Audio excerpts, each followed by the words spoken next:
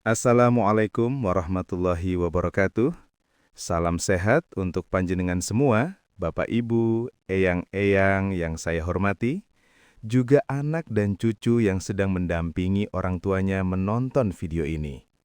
Semoga hari ini kita semua diberi kesehatan, kekuatan, dan ketenangan hati. Gimana kabarnya hari ini? Semoga meskipun hujan turun, badan tetap hangat, pikiran tetap tenang, dan hati tetap penuh syukur. Saya berbicara di sini sebagai dokter spesialis yang sehari-hari menangani pasien usia lanjut. Dan topik kali ini sering sekali saya dengar di ruang praktik, terutama saat musim hujan tiba. Dok, kok kalau hujan begini badan saya rasanya cepet banget loyo ya? Bangun tidur lemas, sendi ngilu, kepala berat, rasanya pengen rebahan terus. Kalimat itu hampir selalu sama, dan yang mengucapkan hampir semuanya lansia. Secara medis, kondisi loyo pada lansia saat musim hujan bukan sugesti, bukan manja, dan bukan karena malas. Ini adalah respons tubuh yang nyata dan bisa dijelaskan secara ilmiah. Saat usia bertambah, sistem tubuh kita mengalami penurunan fungsi, mulai dari sistem saraf, sistem kekebalan tubuh, hormon, hingga kemampuan tubuh mengatur suhu. Dalam dunia kedokteran, ini disebut sebagai penurunan homeostasis tubuh. Ketika musim hujan datang, suhu udara lebih dingin, kelembaban meningkat, sinar matahari berkurang. Kombinasi ini membuat pembuluh darah menyempit, aliran darah ke otot dan sendi melambat, serta metabolisme tubuh menurun. Akibatnya, lansia jadi cepat lelah, gampang ngantuk, pegal-pegal, bahkan mudah pusing dan emosional. Saya pernah menangani seorang pasien, sebut saja Pak Slamet, usia 68 tahun. Beliau datang dengan wajah kusut, matanya sayu, dan berkata, "Dok, saya ini sudah berobat kemana-mana. Dibilang darah normal, gula normal, jantung juga katanya bagus. Tapi kok badan saya rasanya kayak orang habis diperas ya? Lemas, capek, pikiran muwet." Beliau cerita, tiap musim hujan datang, keluhannya selalu kambuh. Sampai beliau stres sendiri, merasa dirinya sudah tidak berguna. Padahal, masalahnya bukan di satu penyakit berat, tapi kombinasi perubahan cuaca dan kondisi tubuh lansia.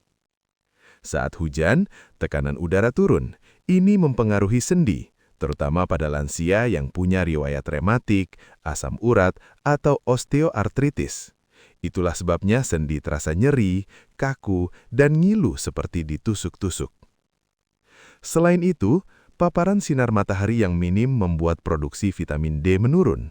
Vitamin D ini penting untuk kekuatan otot, tulang, dan imunitas. Kalau turun, tubuh terasa lemah dan gampang sakit. Belum lagi hormon melatonin meningkat karena suasana gelap dan mendung. Ini bikin lansia gampang mengantuk, malas bergerak, dan akhirnya makin lemas. Sekarang, saya ingin absen sebentar. Yang menonton video ini dari mana saja? Coba tulis di kolom komentar, Bapak Ibu dari kota atau desa mana? Siapa tahu keluhannya sama dan solusinya bisa saling menguatkan. Lalu, apa saja penyakit atau kondisi yang sering kambuh saat musim hujan pada lansia? Yang pertama, hipotermia ringan, yaitu kondisi suhu tubuh sedikit lebih rendah dari normal. Lansia sering tidak sadar kalau tubuhnya kedinginan. Kedua, nyeri sendi dan otot akibat penyempitan pembuluh darah dan peningkatan kelembapan. Ketiga, tekanan darah tidak stabil, bisa naik atau turun tiba-tiba. Keempat, daya tahan tubuh menurun sehingga gampang flu, batuk, atau infeksi. Kelima, gangguan suasana hati. Lansia jadi gampang sedih, murung, atau gampang tersinggung. Pengobatannya bagaimana, Dok? Dari sisi kedokteran, yang utama adalah menghangatkan tubuh, menjaga sirkulasi darah, dan memastikan nutrisi tercukupi. Kalau ada nyeri sendi, boleh menggunakan obat pereda nyeri sesuai anjuran dokter. Jangan sembarangan minum obat warung, apalagi dicampur-campur. Tekanan darah harus rutin dipantau. Jangan merasa nggak enak badan, lalu berhenti minum obat tanpa konsultasi. Sekarang, yang sering dilupakan, pencegahan dan pantangan. Pantangan pertama, jangan mandi terlalu pagi dengan air dingin. Sebaiknya mandi setelah matahari agak naik atau gunakan air hangat. Pantangan kedua, jangan terlalu lama duduk atau tiduran. Lansia yang malas bergerak justru akan makin loyo.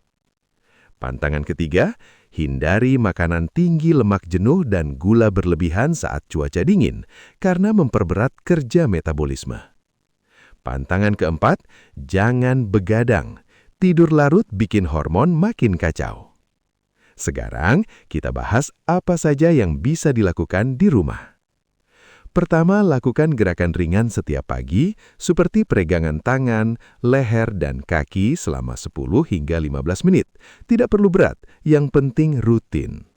Kedua, pijat ringan di area pundak, leher, dan punggung dengan minyak kayu putih atau minyak telon.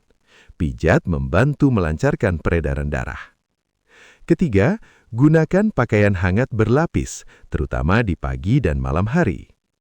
Keempat, berjemur 10 hingga 15 menit saat matahari muncul meskipun hanya sebentar. Sekarang, pengobatan herbal yang mudah dan aman. Yang pertama, air jahe hangat. Rebus jahe geprek dengan air, boleh ditambah sedikit madu. Minum pagi atau sore. Jahe membantu menghangatkan tubuh dan melancarkan peredaran darah.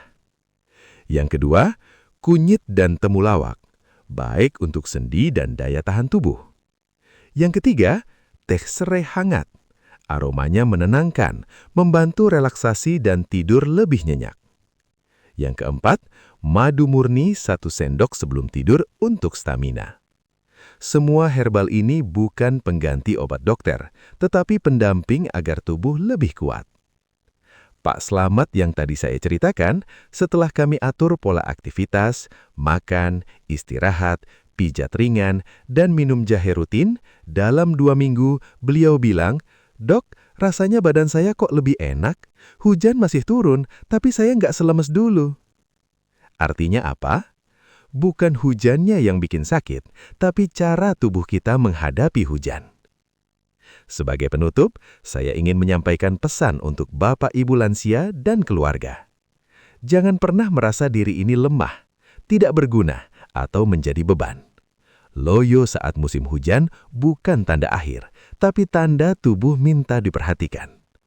Tetap semangat, tetap sabar, tetap berusaha. Tuhan tidak pernah memberi ujian di luar kemampuan hamba-Nya. Setiap rasa lelah pasti ada maknanya, dan setiap sakit pasti ada jalan ikhtiarnya. Serahkan hasilnya pada Tuhan, tapi jangan berhenti berusaha. Semoga Bapak Ibu selalu diberi kesehatan, umur panjang, dan ketenangan hati. Wassalamualaikum warahmatullahi wabarakatuh.